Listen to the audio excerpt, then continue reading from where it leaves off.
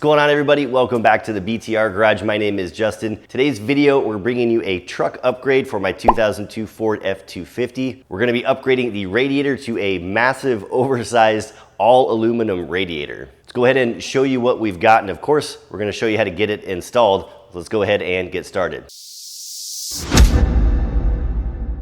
So real quick, why are we replacing the radiator in the first place?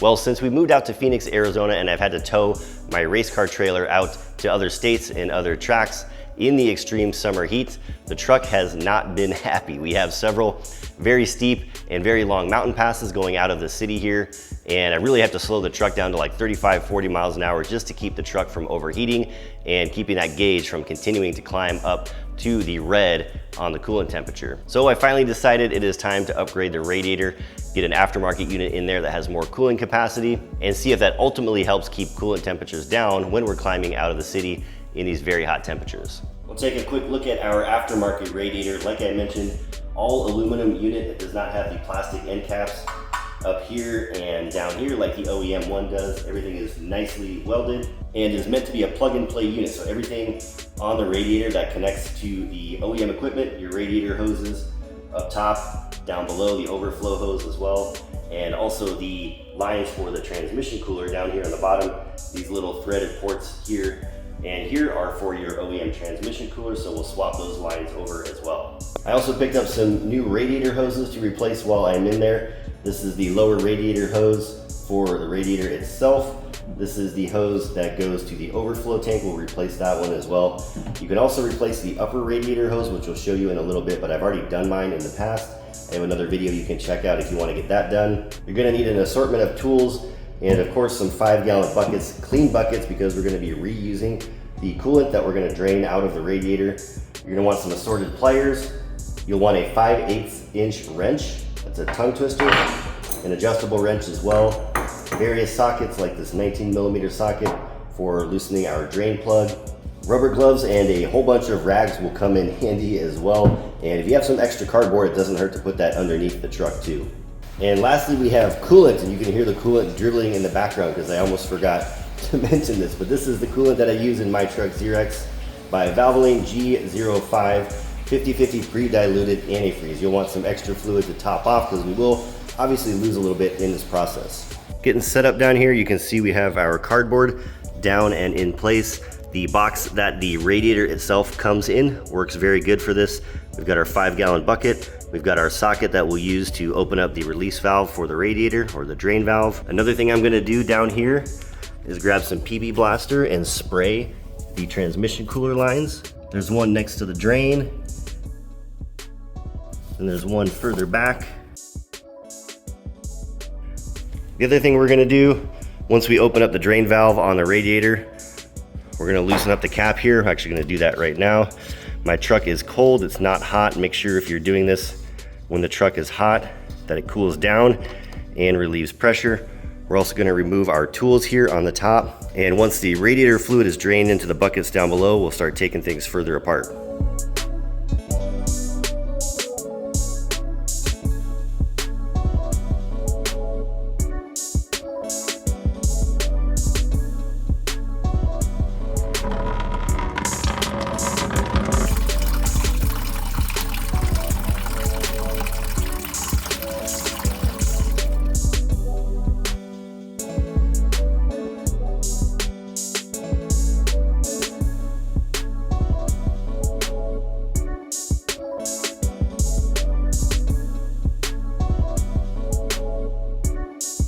Two bolts down here that we'll want to remove as well for the overflow tank. That'll help us get that out of the way.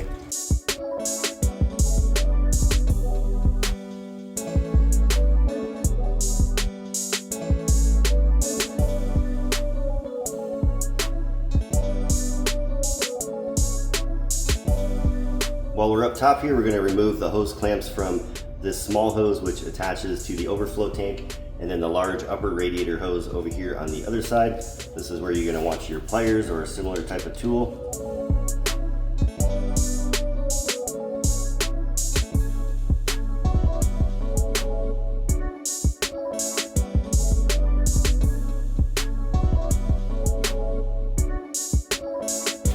also have a hose attached to the bottom of this tank. What we're gonna do now is go down below. It sounds like my coolant has finished draining out. We're gonna detach the hoses from the bottom and then also remove this radiator shroud here. I forgot while we're up here. There's a couple small, I believe 8mm bolts on the back side of this fan shroud here and over here on this side. We're gonna pop those off real quick as well.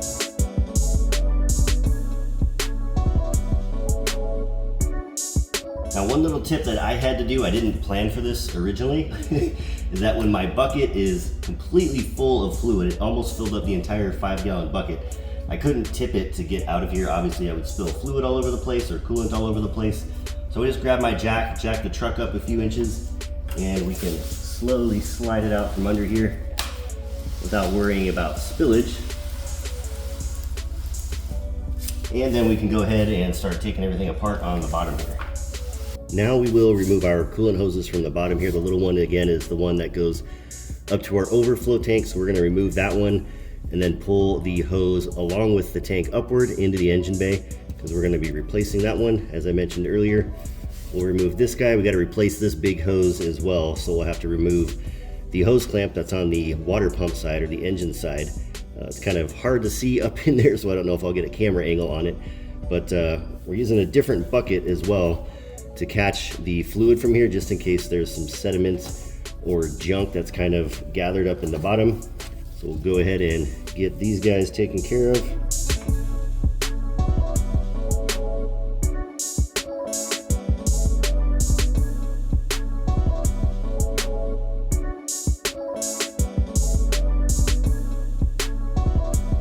We got quite a lot of fluid from that one. That was a little bit unexpected, so we're gonna gather this up. That all came out of the radiator.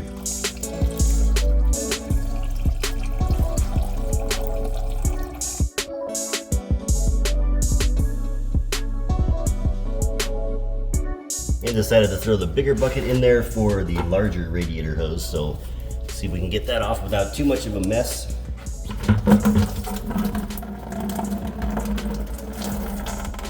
Not too bad. Now we're going to show you where to get the radiator hose removed from the water pump area up there. Now the hose clamp that we need to get to for that hose, that one down there, it's kind of underneath that belt. So we're going to get a pair of pliers or something down in there, try to orient it so I can get to it from down below, but we got to remove that one, put the new hose on, and that's our replacement of our lower radiator hose. Old hose is out and new one is in, and to be honest, I probably could have kept my old hose in there. It's in pretty good shape. But anyways, we have a brand new one. We don't have to worry about that for a long time. It is tricky getting it attached up there, mostly getting that clamp off when it was in the wrong direction, but I faced the hose clamp downward, so in the future, it's easy to get off for whoever does this job in the future. And now we're gonna move over to getting the oil cooler lines off of the radiator. So again, that's these two lines right here. There's one there and there's one down there. I've had the PP blasters soaking on them for a while, so hopefully they will come off. If you guys have lines that are corroded or ones that do not want to come out, there are some solutions online that involve cutting these hoses and then coupling them back together with new fittings on the radiator side. But you can dig around for that. I'm hoping mine are easy and I don't have to worry about that. They're pretty clean. So we're using a 5/8 inch wrench for this. If you have a box style pipe wrench, that is the best. I don't have one of those. And then we're also gonna need some things to plug up this line once we do pull it loose. I've got an assortment of plugs here and even some earplugs. I saw that recommended in another video, thought it was a good idea. So we'll see if we can get this guy loosened up first. And perfect, that went super easy.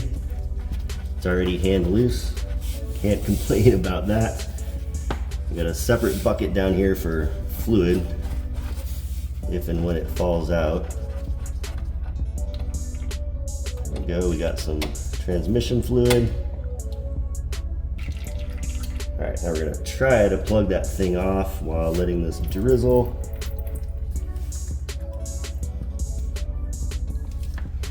We'll start our next one up here. You'll notice I also plugged the transmission cooler entry point into the radiator just because that was seeping a lot of fluid and I don't know if it was coming from this side that still is actively connected to the radiator, but we'll see if this one pops off here. Just like that, super easy. I'm very happy about that. All right, get this pulled off and then capped.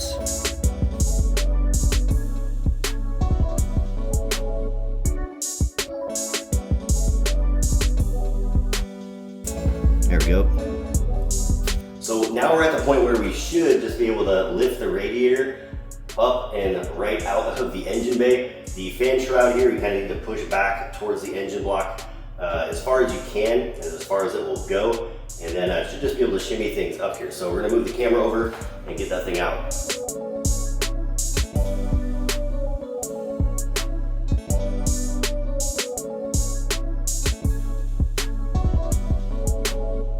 So here we go, old radiator versus the new radiator. Again, the new one is a drop-in replacement, so similar in dimensions. Might be a little bit thicker from a core perspective. But again, obviously we have the aluminum caps versus these brittle, or could be brittle, plastic end caps. And we'll take a look at the front side of the old radiator to see how dirty it was.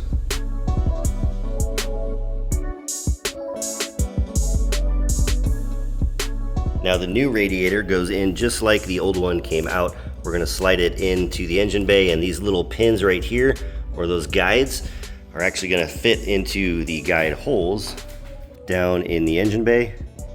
You can see one down there. You can see the other one over on the other side. So it's just a matter of sliding those things into place, getting them in the guides.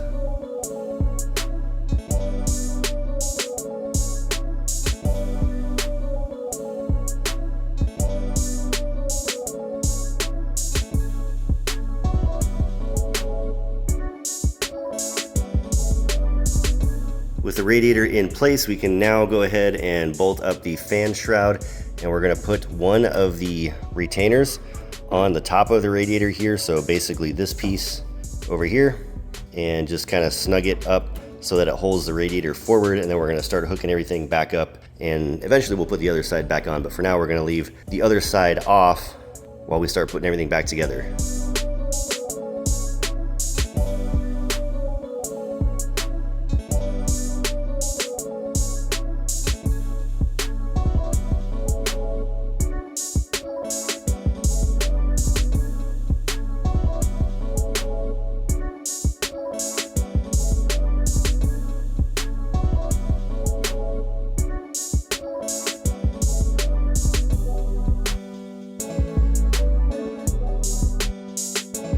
Went down below to make sure the hose was coming through to the correct spot, which it was.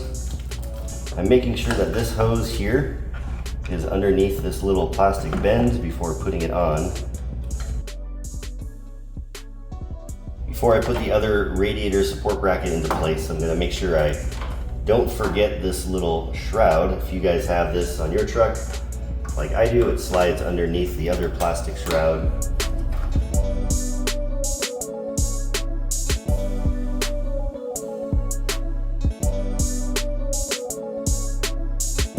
And remember, the little attachment on the overflow tank goes on top of this shroud.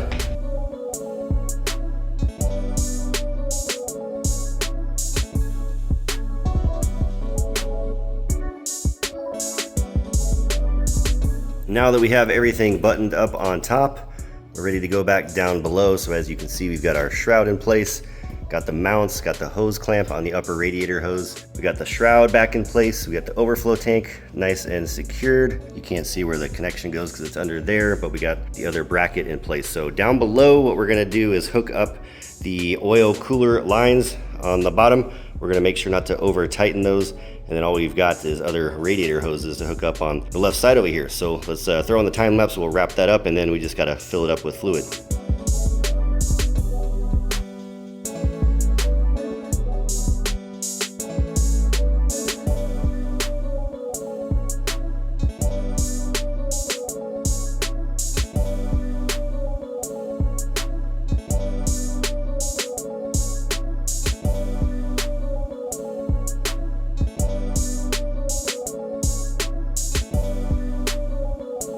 Now with everything buttoned up on the truck and ready to go, we need to fill the radiator back up with coolant. So I'm gonna kind of use this little janky setup here to filter my coolant back into these jugs so I can actually put it into the truck.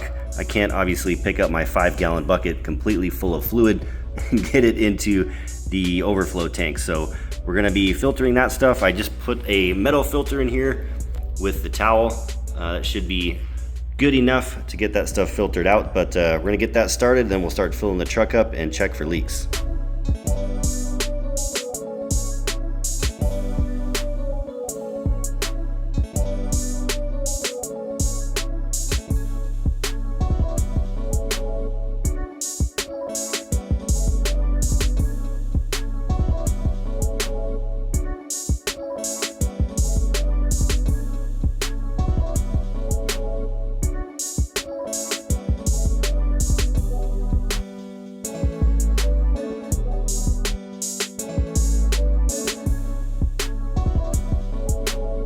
Now we have all of our coolant back in the truck, including some that we had to use from our extra can of fresh coolant. And we're right about at the minimum fill line on the overflow tank. So we're gonna need a little bit more coolant for sure.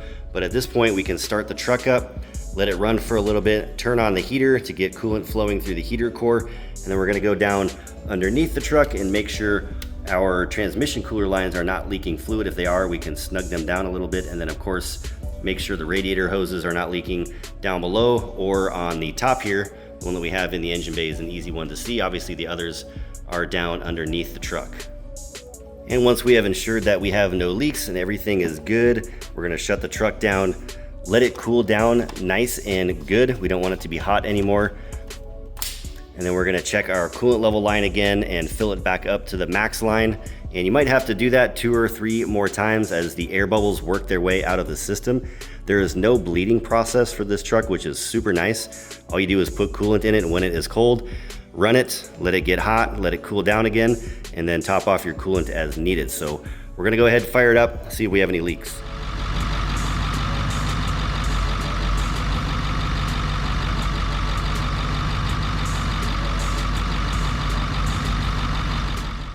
All right, no leaks whatsoever. Everything seems to have sealed up pretty good down here. Ugh. And back up top is just fine as well. So now we just have to go through some heat cycles, let the truck cool down, fill up the coolant as needed, and we should be good. So that's gonna wrap it up for this one. Thanks everybody for watching. We have a brand new all aluminum oversized radiator in my F-250, and we're actually gonna be testing it out here in a few weeks when I tow my race car trailer fully loaded up to Utah Motorsports campus. We're gonna be going through some very difficult, steep and long mountain passes like we have in the past. So we'll get to see just how much this new radiator actually helps. So stick around for that follow-up video coming in the near future. And if you guys have any thoughts, comments, or questions, like always, please leave them down below. I would love to hear from you. Stay safe out there. I am checking out. We'll talk to you all next time.